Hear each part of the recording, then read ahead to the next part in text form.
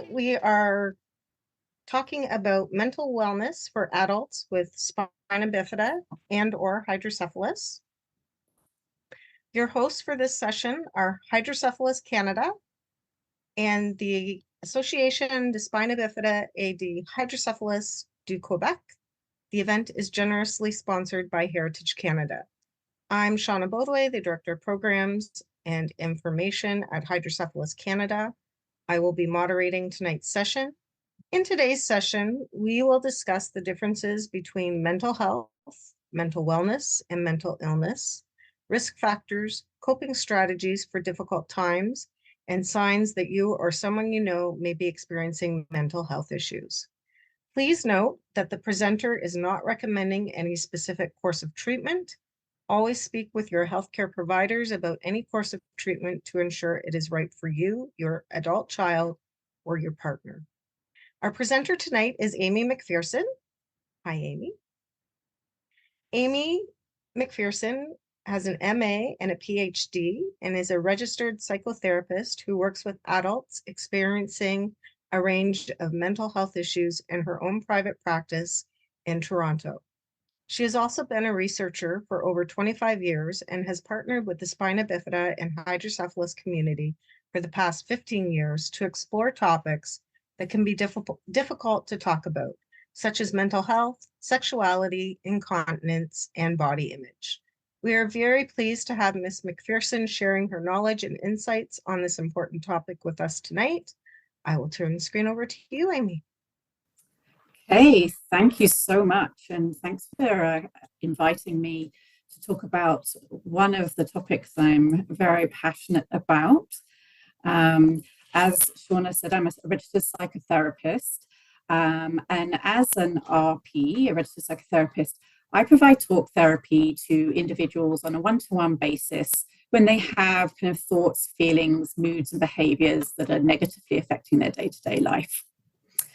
So I do not diagnose mental health illness or conditions, and I don't prescribe medications, because there's a lot of people that all have similar titles out there. So I am not a psychiatrist as was originally advertised, but I am a registered psychotherapist.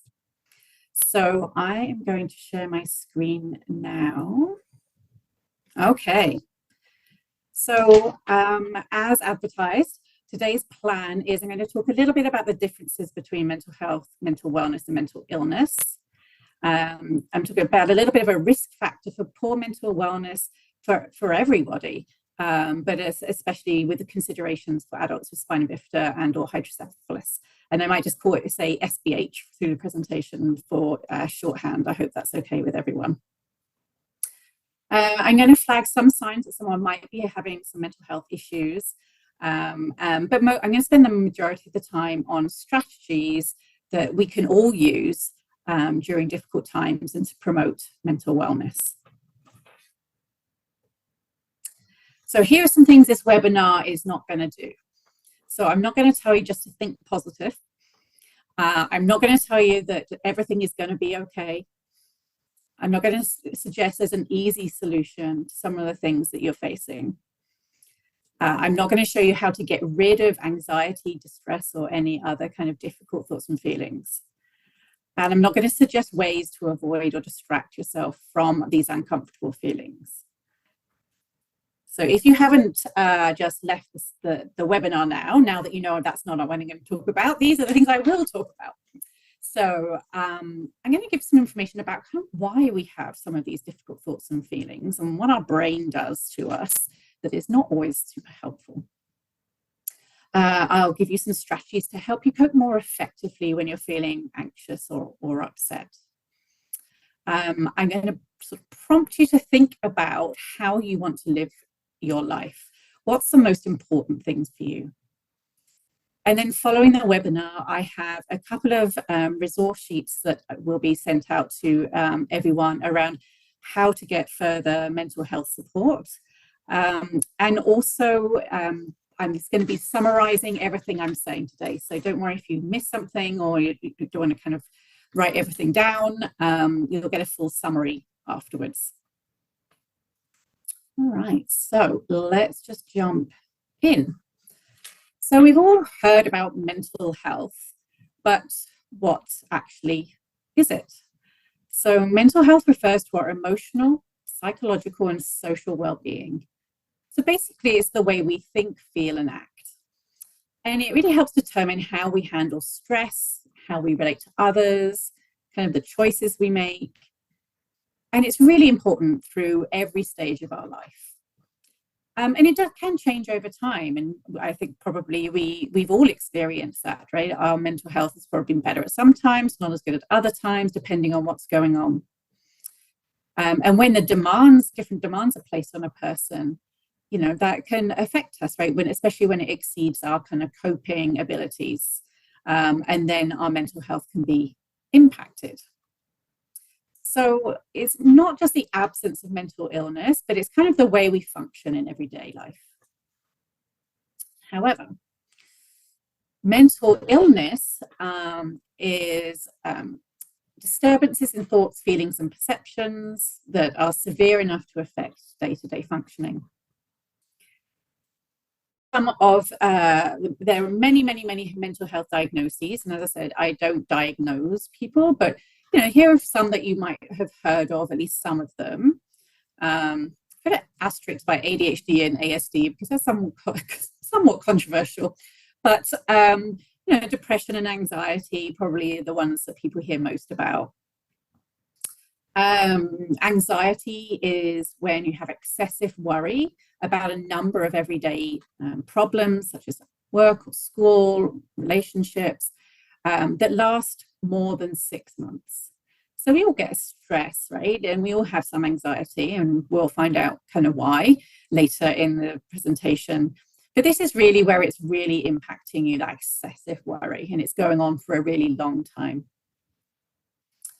Depression is a mood disorder, and there are a few different mood disorders, but generally it's associated with things of sadness, loneliness, hopelessness. And someone struggling with depression may experience low moods, overwhelming sadness, and things that makes it hard to enjoy life and kind of maintain meaningful relationships. So, we have a big book that lists all these diagnoses, but they're not, they don't have to determine how you kind of live your life, but we do, I think it's helpful to kind of know some of the common ones, just to see if you think that, how's my thinking sort of stack up with that? So there are several risk factors for poor mental health or for mental illness, and these are for everyone.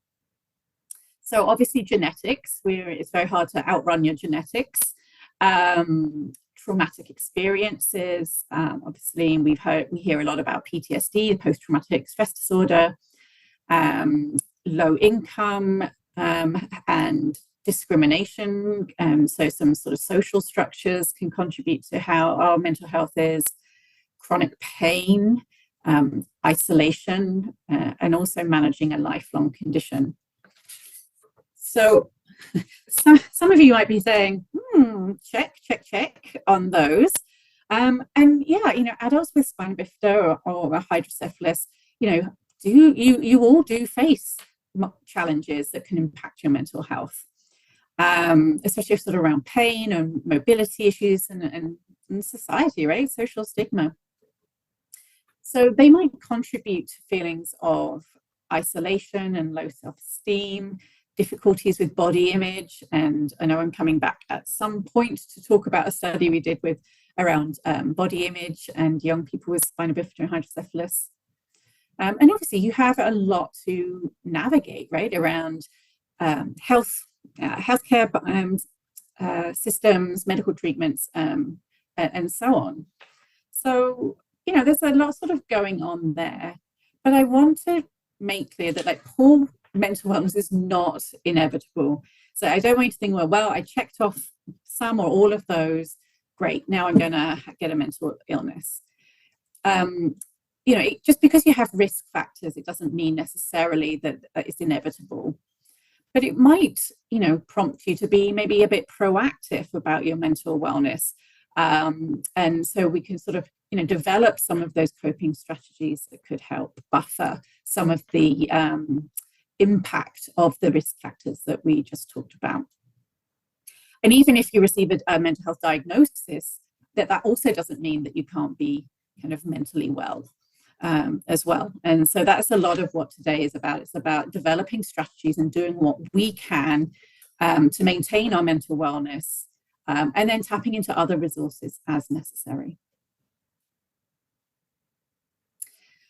So this is a little bit of a tongue-in-cheek slide, but really it's just kind of to reinforce that as humans, we will all experience distress, unfortunately, but negative things will happen to all of us that create some difficult thoughts and feelings. Life is tricky, and especially right now, with the world being a little bit of a dumpster fire in some areas, as well as the day-to-day struggles and challenges that we all face, but especially people at SBH, that have additional things to try and navigate as well on top of everything in everyday life. So the time to seek professional help is if you're no longer enjoying things that you used to enjoy. So things that you used to kind of like doing suddenly just have like no appeal anymore. If your eating or your sleeping changes radically, so either really increases, so that's also a sign to kind of seek some professional support. If you find yourself avoiding social situations because of anxiety, you're really withdrawing from sort of crowds or groups or other people because of low mood or stress. If you're having nightmares or flashbacks, sort of traumatic experiences.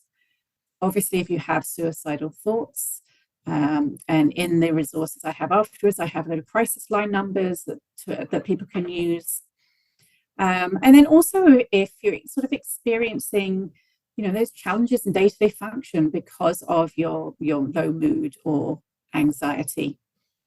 And of course, this isn't an exhaustive list, but these are sort of some indicators that, probably some professional support or at least exploring that could be helpful. But as humans, we're going to have bad days. We're going to feel sad about things. We're going to feel anxious about important events and things that are coming up. And we're going to feel stressed about things as well. So really it's a little bit of a kind of continuum in that we have to tolerate some distress as humans, but obviously there are a lot of situations where, some professional support could probably be really helpful. And again, in the resources afterwards, I'm providing some ways that you can find that some mental health support. So on to the star of the show, which is this mental wellness. So it's a positive state of mind that allows you to, cope with everything that life throws at you, have healthy relationships, whether that's with friends, co-workers, romantic relationships. It's about taking care of our mental well-being before issues arise, if we can, and trying to kind of be resilient and take part in stuff that that's important to us and means something to us, and being part of your community to the extent that you want to.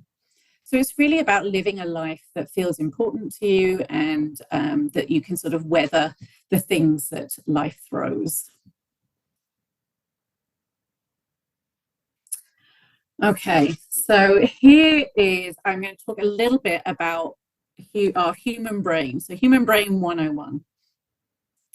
So here are our caveman ancestors, rocking some good hair do's there. And so back when we were all cave people, if you believe in evolution, but if you do, cave people, life is pretty dangerous. There was a bear just round the corner ready to eat you at sort of any moment. So their minds had to be constantly on the lookout for things that might hurt or harm them. And if that cave person's mind wasn't very good at predicting or spotting a danger, and guess what? They didn't kind of like last too long. That bear would get them. So the default setting of the caveman brain was safety first. They're constantly monitoring the world for danger. So that was really helpful for them at the time. So you can see there, my little brain is looking for like people attacking them, snakes, poisons, bears, all sorts of environmental threats. They really had to be on the ball to kind of figure out, like, okay, is there danger coming? What do I do about it in order to survive? The problem is that we've inherited that brain. And so our modern minds are constantly warning us of things that might hurt or harm us. So in today's world, that might look like worrying, predicting the worst, avoiding things that scares us, anxiety is all its forms. And so when our minds start doing this really unhelpful stuff that makes us feel kind of not so great, all of our minds do that. It's not defective or abnormal. Sometimes we're like, oh, what's wrong with me? What's wrong with my brain? Why do I think like this? It's not deliberately trying to make your life difficult, but it's doing the job that it's evolved to do, which is to try and keep you safe and save you from pain. So we're stuck with this brain that does that. And so we have to create and develop these strategies to be able to manage that so that it doesn't sort of tip us into this, sort of lower mood and anxiety where we're not really taking part in life and not enjoying the life we have. So hopefully human brain that makes sense and you understand that a bit. So here are some of the things our brain tells us sometimes. We call them thinking traps. You can think of all the times that you've done this. I've certainly done all of these things repeatedly. So the first one is overgeneralization. So who has done this? So it's where you make a broad or generalized conclusion based on kind of a single event or a small number of events. So where you're kind of happen once and then just assume that that's then going to happen all the time, whether it's a pattern. So often we use words like always, never, every, whatever, right? And I'm sure we've all done that. So, I always get it wrong, or things never work out for me. I had a terrible day at work. Well, that's it now. Every day is going to be terrible. So we're really good at like overgeneralizing sort of single events. Catastrophizing, another popular one. So imagining the worst possible outcome is definitely going to happen. So we really exaggerate the potential consequences of sort of things that can lead to undue stress or anxiety. So we imagine the worst case scenario without thinking about, well, what's really more likely to happen here? And having a bit more of a balanced kind of look, or simply acknowledging that we just don't know what's going to happen in that situation. So again, it's like catastrophizing, like, oh my God, I made one mistake. Now that's it. My boss is going to fire me now. This is the end of it. And this is sort of problematic because that sort of thinking can be self-defeating and lead to fear and anxiety and avoidance, right? So, a really good way of not making mistakes is just avoiding doing anything at all. So that sort of fear of catastrophes can really lead to some negative kind of actions on our part. Black and white thinking. I talk about this probably on a daily basis with all my clients. And I'm certainly guilty of doing this at times, and we all are. And that's the thing with these, like we all do these. It's when we do them all the time and we get stuck in these loops that it can really affect how we feel. So black and white thinking or all or nothing thinking is really the extremes, right? There's no middle ground, it's either black or white. So I had a client the other day who said he wanted a new car, and he said he wanted a $150,000 Bentley, and if he couldn't have that, he was going to get a $2,000 just like beta car. So apparently there was nothing in the middle. So we discussed his all or nothing thinking.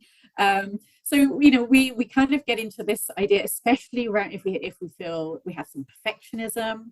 If I don't get 100% on this exam, I'm a failure. Hi, hey, anyone else perfectionists out there? Something's either right or wrong, it's perfect or a failure. There's no nuance or kind of like flexibility, right? And so this can lead to really unrealistic expectations. And then when that doesn't happen, like really harsh self-criticism, and it's really difficult then to kind of deal with setbacks, because then you're like, well, screw this, I'm out, right? I'm not, if I can't do this perfectly, then I'm not going to do it at all.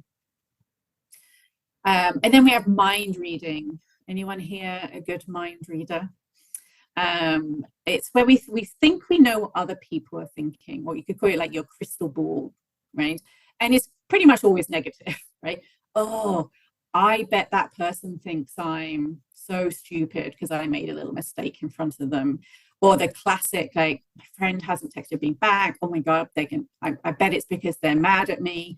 We really go to town with some of those kind of negative thoughts. Again, often catastrophizing at the same time. So yeah, it's kind of like it's usually a way of reflecting our insecurity or our anxiety. And so this is our mind trying to get you ready for action. It's saying, oh my God, look how bad things are going to happen. You might get hurt, you might suffer. Get ready, prepare yourself. But as we know, that's not super helpful in day-to-day modern life, because a lot of how we think impacts how we feel. And so a lot of our thoughts, can create and amplify negative emotions, right? They're kind of like, well, now I'm not going to get that job, or now that my boss is going to fire me. Well, great. And then that leads you to kind of feel bad about yourself, and I don't know, take to your bed. I don't mind taking to your bed as a mental health strategy occasionally, but we probably don't want to live in our bed. It creates anxiety and fear. And many of these kind of distortions then lead to also behaviors. So as I say, whether it's like withdrawing, whether it's about conflict with other people, whether it's about kind of thinking, well, I'm not going to learn about this anymore. I'm trying to learn Spanish on Duolingo. I don't know if anyone's used that app, but every time I get like 2 wrong in a row, I'm like, that's it, I'm not going to bother anymore. Right? So we're put off doing things and we feel hopeless. We're like, well, what's the point? And we really beat ourselves up. Our mind really, really beats ourselves up about some of this. If we don't go, wait a minute. So I have an alternative for you. What if, bear with me, what if we treated all of our thoughts and feelings as being okay? Radical thought. What if we just saw them for what they were and not try and control them? Because I believe the sort of psychotherapy I use believes we can't control our thoughts and feelings. If anyone doesn't believe me, if I tell you don't think of a blue elephant, don't think of a blue elephant. Just don't think about it. How many of you are thinking of a blue elephant right now? Okay, so we often don't have a lot of control over our thoughts and feelings. And it's really understandable. We're going to feel sad and guilty and anxious and hopeless. We've all got a lot on, but you've got a lot on. You've got a lot of stuff navigating that we talked about earlier, right? On top of everyday life. So I'm going to propose to you, let's just treat all our thoughts and feelings as just being there.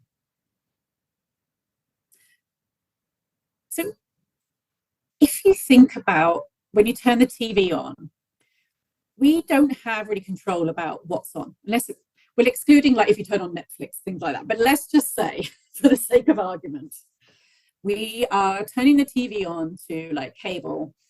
We have no control over what's on the TV when we turn it on, but we can control what we watch, right? We can control how we respond to our thoughts and our feelings. So I really want you to try and think about this. This is sort of a really important part about, like, if we give up trying to control our thoughts and feelings, we can focus on how we respond to them and whether we choose to respond in certain ways, or we get our remote control and we're like, nope, not today.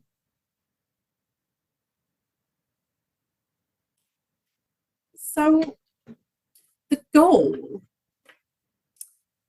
if you believe me, this is my goal. This is my suggestion to you.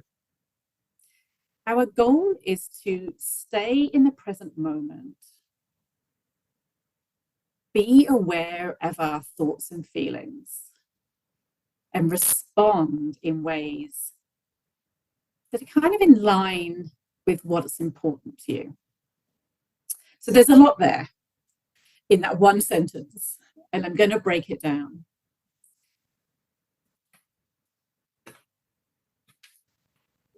So there's three parts of this puzzle that I just said. So one of them is being present, right?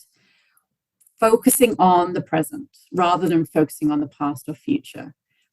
Because it's really easy to start ruminating about either things in the past, right? Oh, I can't believe I said that, or why did I do that, or why did they do that?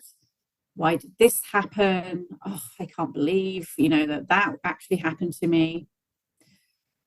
And we can also really worry about the future, right? We're always like, oh my God, what happens if I don't get, and a lot of it is legitimate. What happens if I don't get that extra funding, for my PSW? What if my housing doesn't come through? Like, these are legitimate worries. But when we go too far off into the future, it's either the past and the future is not something we can actually control.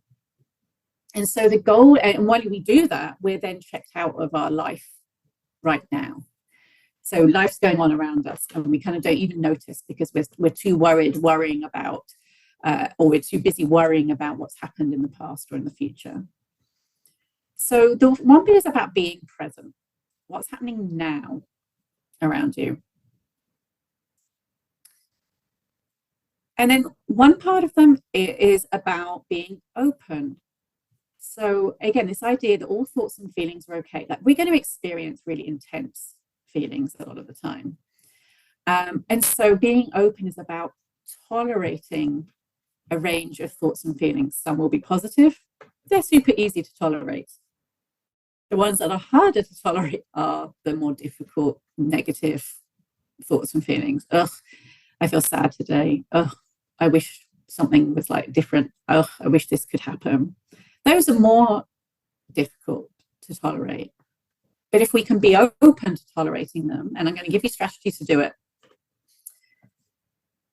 then we go from our thoughts and feelings like feeling like they control us to kind of us choosing what we do.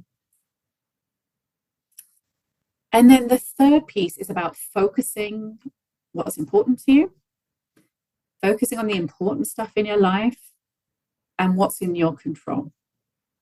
Because we worry about a lot of stuff that's out of our control as humans. So we'll look a bit about that.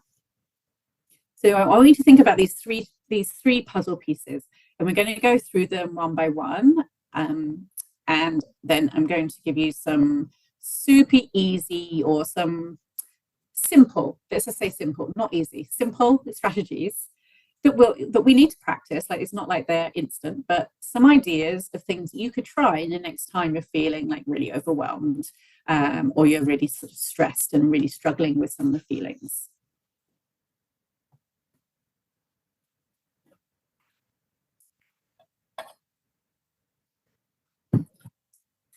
Okay, so the first one is about being present. And as I was saying, put two of my logos there. I don't know what happened there. It's about, what's happening now rather than thinking about the past or worrying about the future.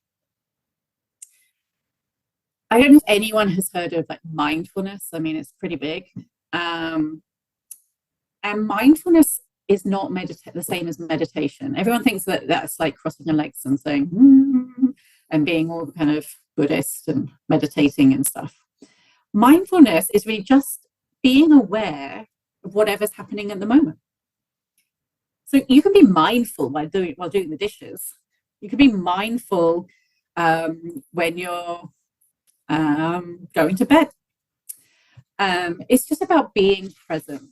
There's quite a famous mindfulness exercise which you could try, and it's about mindfully drinking a glass of water. And it would encourage you to think of like, what is it? Looking at it from every angle, like really kind of examining it, moving it around, like tasting it. Where are you tasting it? Anyway, you get the idea. You can spend as long as possible doing it. So it's really thinking about, what am I feeling? What am I looking at? What I'm touching? And thinking around you now in everyday life. What is actually going on in my day-to-day life? So one way you can do that is around grounding. And I really like this one. Super easy, called 5, 4, 3, 2, 1. Hopefully you should be able to remember that. And it doesn't really matter which of these you do. So you don't have to think, oh, shoot, what was 3 again? What was 4? It doesn't really matter. And it is on the handout. So if you're feeling like you're starting to worry about the past, ruminate, one way to get back into the present, like engage in the world, is to go, okay, 5 things I can see. So I've got my picture, my screen, my glass, my phone, and a calendar, which is hilarious because I'm always missing things. But my calendar should keep me on track. 4 things I can feel. So I can feel my desk under my hands, my bottom of my chair. 3 things you can hear, and so on. You get the idea. So really trying to like notice, paying attention to sort of the sounds around you, the sun on your skin, the object that you pick up, things you can smell, maybe, I don't know, something cooking or whatever. But you can go through 5, 4, 3, 2, 1, and you can kind of go through as many times as you want, and it just really grounding. And you get extra special bonus if you can either like kind of sit up taller, or even push your feet into the ground in some way. So literally grounding, or you can push your hands into something, really making contact with that. So that's the kind of a grounding idea that can help you be really present, and pleasant, hopefully. And then the second, we breathe every day. Breathing and learning a breathing exercise is really helpful because it works on the nervous system when we're so overwhelmed that we can't think logically. So when you just get really upset for whatever reason, or feeling really overwhelmed, it's really hard to think our way out at that point. So using breath work is super helpful for that. And this is really easy. This is my favorite one. There's tons out there, and you can find the one that you like, but this is the one I like, and it does have research evidence to show that it reduces anxiety, increases your mood, and it does so sort of more than other breathing techniques. So here you are, straight to you. This is the big one. So again, not into inhale, sort of a short breath through your nose. You take another deep breath and fill your lungs. And then you try and slowly exhale out of your mouth, like for as long as possible, really. So you're just trying to really extend your exhale. So, maybe as you're watching me, we could do a couple together. So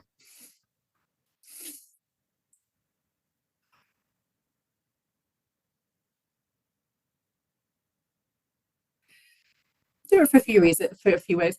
Tell me at the end how you feel. Don't breathe to make yourself lightheaded. But so that's just a super easy one that we can do when we're feeling a little disconnected from everyday life. So I want to then move on. So we've got being present. Okay, check. We've got grounding and breathing. being open. This is the tolerating a range of thoughts and feelings, easy ones and difficult ones. It's about not suppressing feelings. Now, we're really good at suppressing feelings or avoiding feelings as humans. Like we have really got that down to a fine art. Who here has scrolled on social media for hours, online shopping, worked too a lot, had one drink too many, in a way to like avoid how we're feeling? If anyone here says they haven't done any of those things, I don't believe you, because I know I have. So we're really good at, as humans, at trying to avoid those difficult feelings. And so this is about tolerating those feelings and then also being kind to yourself. I always think about the suppressing feelings. You know, if you've ever tried to like push like a beach ball like under us in a swimming pool or underwater, and then every time it like pops back up. I always think of feelings like that. If we're trying to suppress them, at some point they're going to pop up, and often it is when we least expect them or want them. So it is more conducive to your life to be able to manage them and tolerate them. Anyway, I go on. So how do we do this? So I really like this. So noticing and naming. So it's basically where it just observe and label your thoughts or emotions or sensations without judgment. That's the key bit. So by naming how you're feeling or what you're feeling or thinking, you acknowledge its presence, which can reduce its intensity or the tendency to act impulsively. We don't think in our smartest way when we're very like activated with a sort of a strong emotions.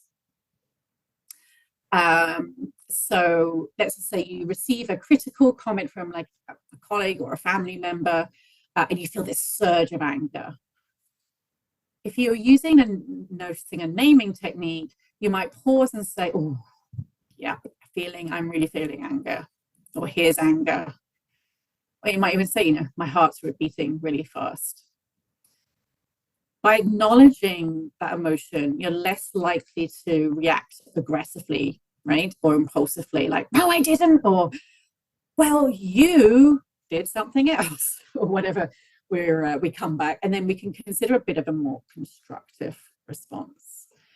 So you could say, you know, I'm having the thought that, I'm having the feeling that, ooh, here comes anger.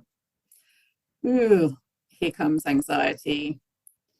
Ah, look, my mind, I'm ruminating again. Will you look at that? Or my mind is telling me. So you're like, oh, I'm overgeneralizing again. So it's about acknowledging it, it's noticing it and putting a label on it. We're not saying whether it's good or bad, we're just labeling it.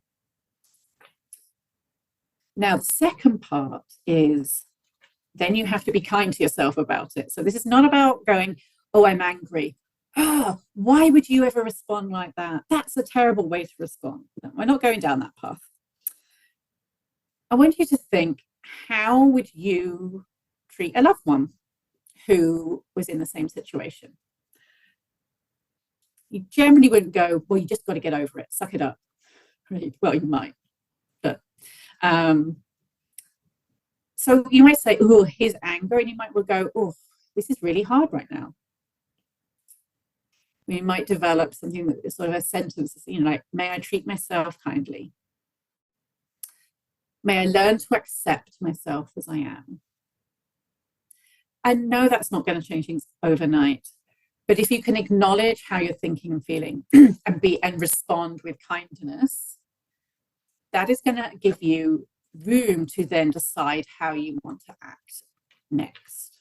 Right? It gives you that pause, and the critic is out the window. You might think about, like, you know, if you were walking or rolling down the street, and you were having a, you know, so you were upset, who would you rather have next to you? Would you rather have really friend that really criticizes you or like would be really mean to you? Or would you want a friend who's kind to you? It's a bit of a no-brainer, right? So why are we that self-critic when we're feeling distressed? So it's about acknowledging how you're feeling, naming it, and responding with some form of kindness.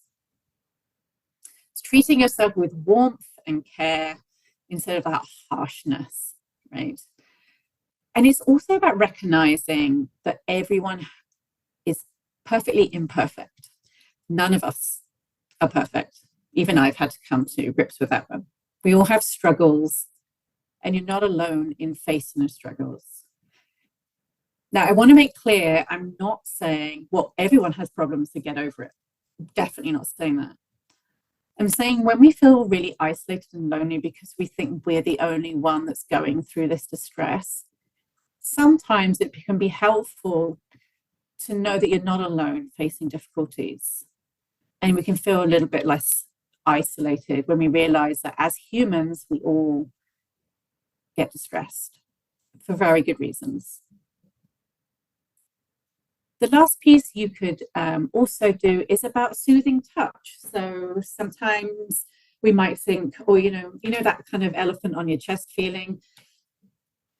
You might just lay a kind hand. You could do it while breathing. You could do your breathing exercise and lay a kind hand, whether it's on your heart or your head or wherever, and do this self-talk. This is really hard. And then I would encourage you to create a list. What are some things you can do that aren't about distracting you? So 4 hours on Facebook.